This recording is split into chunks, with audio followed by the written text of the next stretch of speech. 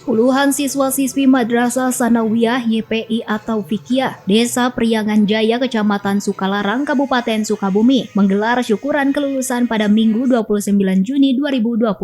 Syukuran kelulusan tersebut diisi dengan tradisi sungkem kepada orang tua atas keberhasilan belajar. Selain tradisi sungkem, kegiatan ini juga menampilkan pidato berbahasa Jepang dari siswa-siswi sekolah tersebut. Penanggung jawab kegiatan Fauzan Zailani mengatakan, syukuran siswa-siswi kali ini digelar setelah lulus masa pembelajaran 1 tahun dan kenaikan tingkat. Ia menjelaskan bahwa kegiatan kelulusan kali ini dilaksanakan secara sederhana sesuai arahan Gubernur Jawa Barat. Meski demikian, kegiatan kali ini tetap tidak mengurangi rasa semangat dan hikmat para lulusan dalam menampilkan ide dan kreativitas serta ilmu yang didapatnya.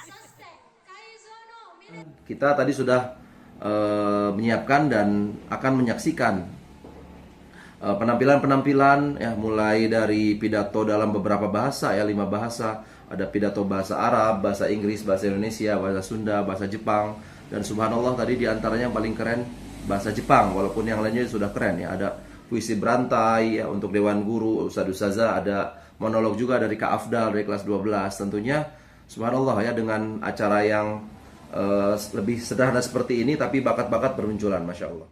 Selain menempuh pembelajaran ilmu formal dan non-formal, para siswa-siswi juga diberikan pendidikan ilmu agama Islam serta ekstrakurikuler bahasa asing, mulai dari bahasa Inggris, Arab, Jepang, dan bahasa Indonesia serta Sunda.